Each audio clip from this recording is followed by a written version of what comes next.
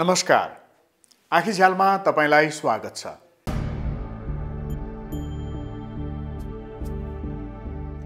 हिउँ बिनाको हिमाल, मात्र कालो पत्थर, कतिपय टापु देशहरू डुबिसकेको अवस्था, पृथ्वीको तापक्रम वृद्धिलाई 1.5 डिग्रीमा सीमित राख्न नसके सन् 2050 को पुस्ताले यस्तै दृश्य देख्ने वैज्ञानिकहरूको चेतावनी छ।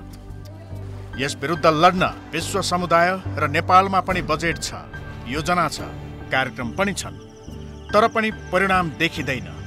किन? पारदर्शिता, सुशासन र जवाफदेहिताको अभाव। ट्रान्सपरेन्सी इन्टरनेशनल नेपालले जलवायु परिवर्तनका कार्यक्रमलाई भ्रष्टाचारबाट जोगाउने उद्देश्यले सञ्चालन गरेको क्लाइमेट गभर्नेन्स इन्टिग्रिटी कार्यक्रममा हातेमालो गरौँ। जलवायु परिवर्तनसँग सम्बन्धित कार्यमा सुशासन र सदाचार, जलवायु र जलवायु परिवर्तनसँग सम्बन्धित लगानीलाई भ्रष्टाचारबाट जोगाउँ। ट्रान्सपरेन्सी इन्टरनेशनल नेपाल, भ्रष्टाचार विरुद्धको सहकार्य।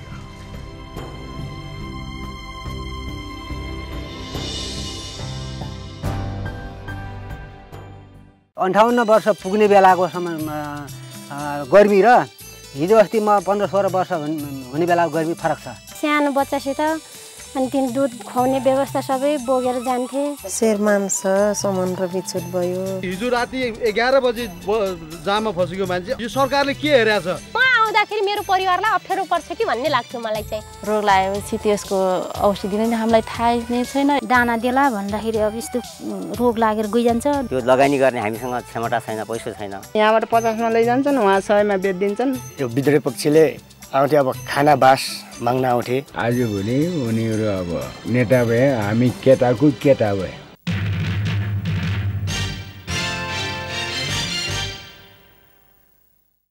आज हामी मानव वन्यजन्तु द्वन्द्व र फेरिएको जीवन जस्ता सामग्री देखाउनेछौँ।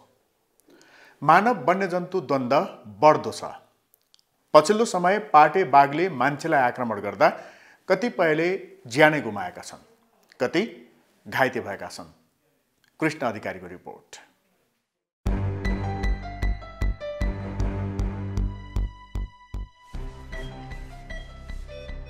2077 चैत 16 गते बर्दियाको गेरुवा गाउँपालिकाको जनकनगरमा पाटे बाघको आक्रमणबाट 35 वर्षीय चुलाराम थारू घाइते भए।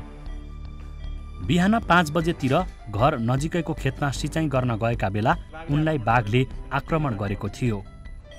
म बिहान 5 बजे उठेर भैँसा निकालेँ। भैँसा निकालिसकेपछि खेततिर गएँ, खेतमा पानी हाल्न। अनि पानी हालिसकेपछि म बाँसघारीभित्र गएँ, बाँसघारीमा गएँ। मेरो बाघ आउँछ भनेर थाहा भएन। अब बाघ त्यहाँ जाँदा बित्तिकै यस्तो फर्कँदा बित्तिकै आएर एक्कासिउले हमला गर्यो। हमला गरिसकेपछि अनि म लोटे कराए चिल्लाएँ। अनि साठी थाहा पाउनु भयो, 60 जानुभयो। अनि साथीले लट्ठीले हातले यस्तो यस्तो चिल्लाएर थाहा पाउनु भयो। बाघको आक्रमणबाट थारूको टाउको, कान र ढाडमा चोट लागेको छ। आक्रमणमा परि गम्भीर घाइते भएका थारूको नेपालगञ्ज मेडिकल कलेज शिक्षण अस्पताल नेपालगञ्जमा उपचार भइरहेको छ। अहिले त ब्रेनमा हामीले सिटी स्क्यान पनि गराएको, टाउकोमा पनि चोट छ। त्यसले गर्दा ब्रेनमा त्यस्तो केही देखेको छैन अहिलेसम्म, तर नर्मल छ। त्यो कारणले बिरामी बोलिरहेछ, होसमा पनि छ। त्यस कारणले अब हामीले तत्काल फेरि भर्ना गरेर राखेर उपचार हुँदैछ। बर्दिया राष्ट्रिय निकुञ्ज, मध्यवर्ती सामुदायिक वन र राष्ट्रिय वनबाट आउने बँदेल, नीलगाई र बाँदरले स्थानीयको अन्नबालीमा वर्षेनी क्षति गर्छन्। बाघ र चितुवाले घरपालुवा पशु चौपायाँदेखि मान्छेलाई आक्रमण गर्ने, जङ्गली हात्तीले घरगोठ भत्काउने र अन्नबालीमा क्षति पुर्याउँछन्।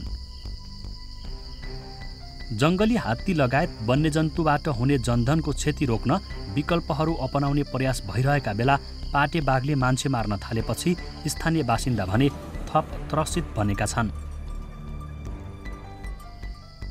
2077 साल चैत 23 गते बर्दिया राष्ट्रिय निकुञ्ज क्षेत्रमा गैँडा गणना गर्ने कार्यमा खटिएका निकुञ्जका माउते पुलिसराम थारूको बाघको आक्रमणबाट मृत्यु भयो। थारूलाई आक्रमण गर्ने बाघलाई निकुञ्ज र राष्ट्रिय प्रकृति संरक्षण कोषका प्राविधिक टोलीले त्यसै दिन साँझ नियन्त्रणमा लिएको थियो। नियन्त्रणमा लिएको बाघ बर्दिया राष्ट्रिय निकुञ्जबाट सदर चिडियाखाना ललितपुरमा राखिएको छ। बाघको आक्रमण बढ्दै गएपछि 2077 कार्तिक यता बर्दियाबाट 4वटा बाघलाई नियन्त्रणमा लिएको छ। नियन्त्रणमा लिएका 2वटा बाघ बर्दिया राष्ट्रिय निकुञ्जको होल्डिङ सेन्टरमा छन्। एउटा बाघ बाँके राष्ट्रिय निकुञ्जको खैरी स्थित होल्डिङ सेन्टरबाट चैत 9 गते भागेको थियो। गत वर्ष पनि मान्छेलाई आक्रमण गरेको आशंकामा नियन्त्रणमा लिई बर्दिया राष्ट्रिय निकुञ्जको होल्डिङ सेन्टरमा राखेको बुढो बाघ मरेको थियो।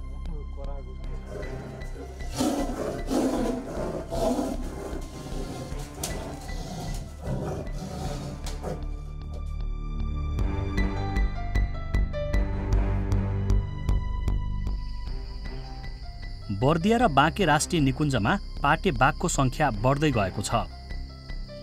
सन् 2018 को बाघ गणना अनुसार बर्दिया राष्ट्रिय निकुञ्जमा 87 वटा र बाँके राष्ट्रिय निकुञ्जमा 21 वटा वयस्क पाटे बाघ रहेका छन्। बाघको सङ्ख्या बढेसँगै पछिल्लो समय बाघ आक्रमणका घटना पनि बढिरहेका हुन्। पछिल्लो 2 वर्षको अवधिमा मात्र बाँकेका 2 र बर्दियाका 18 जना गरी अहिलेसम्म बाघको आक्रमणबाट 20 जनाको ज्यान गइसकेको छ। यसरी ज्यान गुमाउने मध्ये 11 जना महिला छन्। घाँसदाउरा काट्न, साग टिप्न निकुञ्ज क्षेत्रको जङ्गलमा गएका बेला अधिकांश व्यक्ति बाघको आक्रमणमा परेका हुन्। बर्दियामा खाता करिडोर, गेरुवा नदी किनाराको जङ्गल क्षेत्रका साथै कर्णाली चिसापानी सडक खण्डमा बाघको आक्रमणका घटना धेरै भएका छन्। त्यसैगरी बाँके राष्ट्रिय निकुञ्जमा पर्ने राप्ती सोनारी गाउँपालिकाको ढकेरी जङ्गल क्षेत्रमा बाघको आक्रमणका घटना भएका छन्।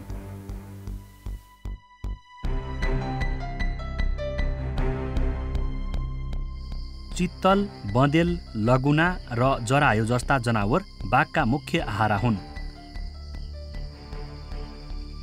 बाघको आहाराजन्य जनावरहरूको सङ्ख्या बढाउनका लागि बाँके र बर्दिया राष्ट्रिय निकुञ्जले घाँसे मैदान र पानी पोखरीहरू निर्माण गरेका छन्।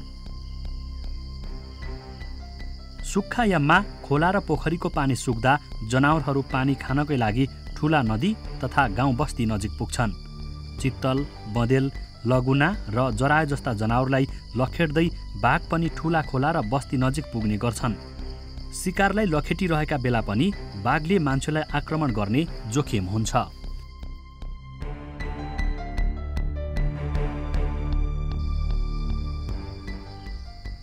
बाघ बसेको क्षेत्रमा 81 मानिस प्रवेश गरेको अवस्थामा बच्चासँग भएको बाघले बच्चालाई आक्रमण गर्न आएको ठानेमा र शिकार खाइरहेको अवस्थामा बाघ आक्रामक हुन्छ।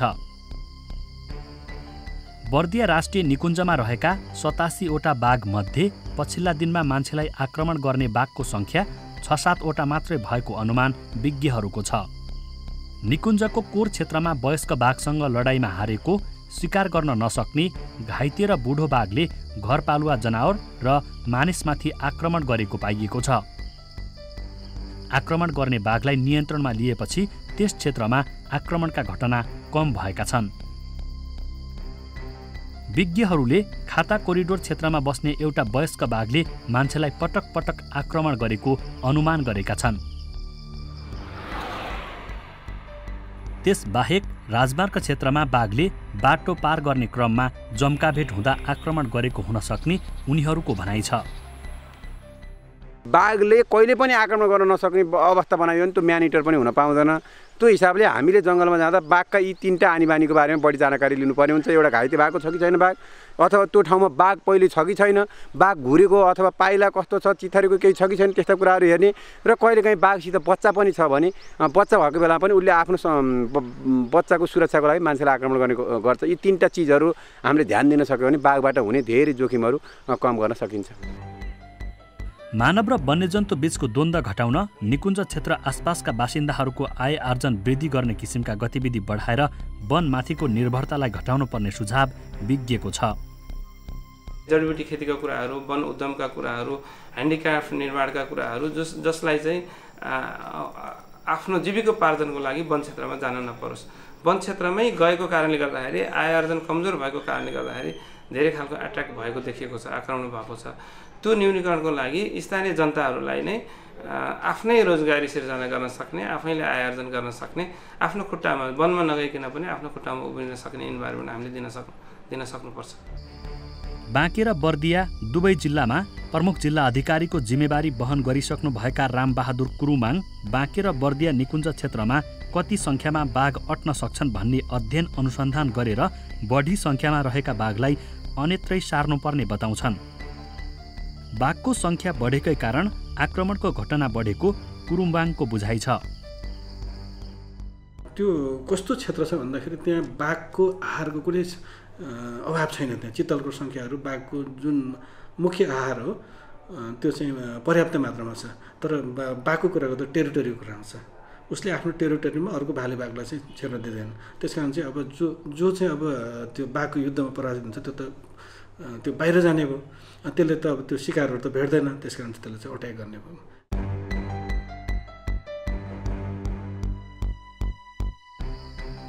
2077 साल कार्तिक 24 गतेदेखि 2077 चैत 23 सम्मको अवधिमा मात्रै बाँके र बर्दियामा गरी बाघको आक्रमणबाट 11 जनाले ज्यान गुमाइसकेका छन्। बाघको आक्रमणबाट मृत्यु भएका परिवारलाई नेपाल सरकारले 10 लाख राहत दिँदै आएको छ। सामान्य घाइतेलाई 10,000 र गम्भीर घाइतेलाई बढीमा 1 लाखसम्म राहत दिने गरेको छ। पछिल्ला दिनहरूमा बर्दिया र बाँके राष्ट्रिय निकुञ्जको नजिकका बस्तीहरूमा पाटे बाघको आक्रमणका घटना बढ्दै गएका छन्। यसका कारण स्थानीय बासिन्दा त्रसित छन्। उनीहरूले मान्छेलाई आक्रमण गर्ने बाघलाई नियन्त्रणमा लिई मानव वन्यजन्तु द्वन्द्वका घटना कम गर्नेतर्फ ध्यान दिन सरकारवाला पक्षलाई माग गर्दै आएका छन्। मनै फे बहुत मनै खास्याकल बगुआ तब की फे झपट ढेल ठो अब के हमार श्रीमान है झपट ढेल उधर खने कुछ बगुआ झपटा ढेल। अब क्या करना हो।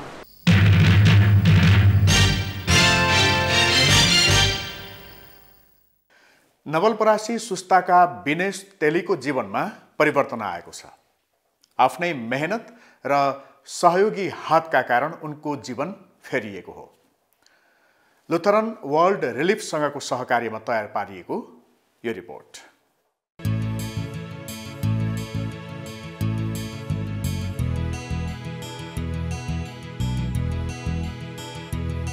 त्यही गाउँमा चटपट बेच्दै घुम्दै थिए सर। नवलपरासीको सुस्ता गाउँपालिका वडा नम्बर 4 नरसहीका विनेश तेली पहिले साइकलमा गाउँ गाउँ घुमेर चटपटे बेच्थे।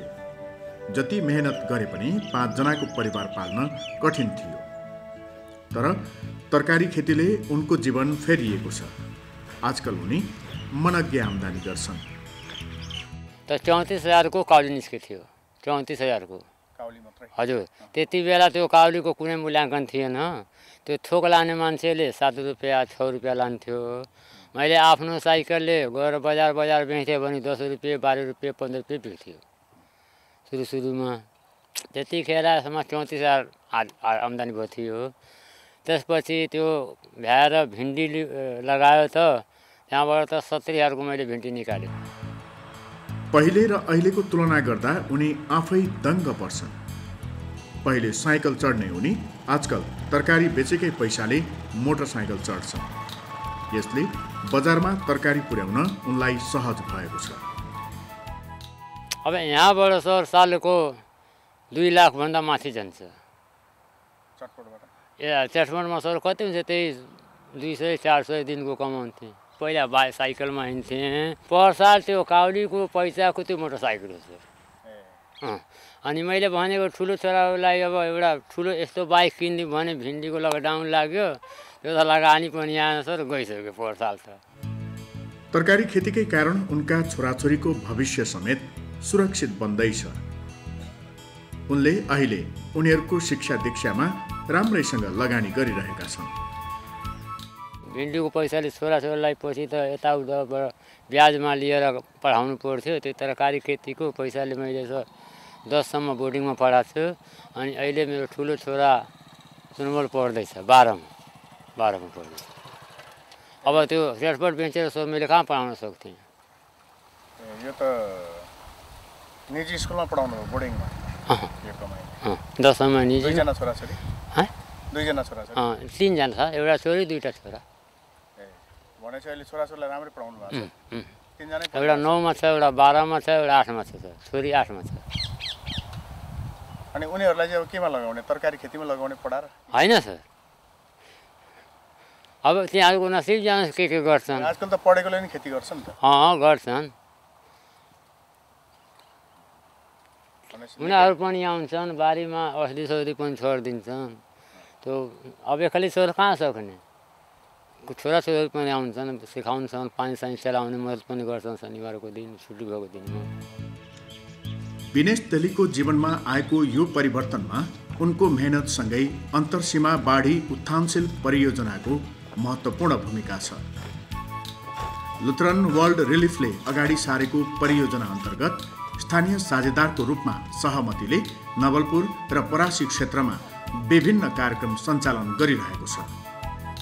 बिउहरू दिन्छ सहमतिले, आएर सरहरू जुन आउनुहुन्छ नबुझेको कुरा त्यो सरसँग फोन गरेर सोधिहाल्छु, सर यस्तो यस्तो समस्या छ, सरहरू पनि आउनुहुन्छ बताउनुहुन्छ।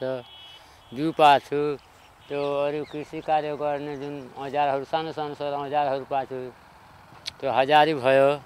त्यो अरू यत्रो छ। सहमति संस्था नआएको भए, ट्रेनिङ नदिएको भए, चेतना नजगाएको भए तपाईँले चटपट छोडेर यतातिर लाग्ने सोच्नु भएको थियो? के सोच्नु भएको थियो? अब त्यही चटपटै बिहे जब आँखा खुलेकै छैन भने अन्धो मान्छेले के गर्छ सर? बाढी डुबान जस्ता प्राकृतिक विपत्तिसँग जुझ्न समुदायसँग पूर्व सूचना प्रणाली, विपद व्यवस्थापनका समिति र संस्थाहरू, उत्थानशील संरचनाहरू, आर्थिक सुरक्षा, निजी सार्वजनिक साझेदारीसँगै जीविकोपार्जन अर्थात् विपदमा पनि कृषि उत्पादन र आम्दानी गर्न सक्ने क्षमता पनि हुनुपर्छ। यही अवधारणाका साथ सञ्चालन गरिएको जीविकोपार्जन कार्यक्रमबाट सुस्ता गाउँपालिकाका धेरै किसानहरूले फाइदा लिइरहेका छन्। वातावरण अनुकूलन कृषि प्रणाली अवलम्बन गरेर जलवायु परिवर्तनको नकारात्मक असरबाट हुने क्षति न्यूनीकरण गर्न किसानहरू सफल भइरहेका छन्।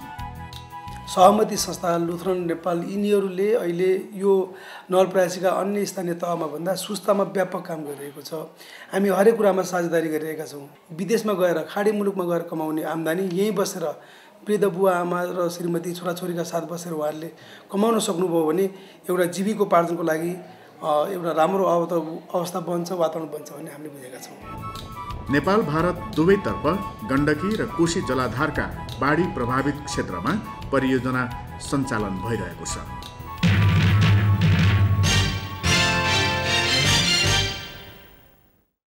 आँखीजाल फेसबुक र युट्युबमा पनि हेर्न सक्नुहुन्छ। आकाहाकीअनलाइन.com मा आँखीजाल हेरी त्यसै मार्फत सुझाव तथा प्रतिक्रिया पठाउन सक्नुहुन्छ। वातावरण र दिगो विकासका विविध मुद्दाबारे जानकारी लिन हाकाहाकी एप डाउनलोड गर्न सकिन्छ। हवस् त आजको आँखीजाल यति नै। अर्को साता यही समयमा समसामयिक विषय लिएर हामी फेरि आउनेछौँ। नमस्कार।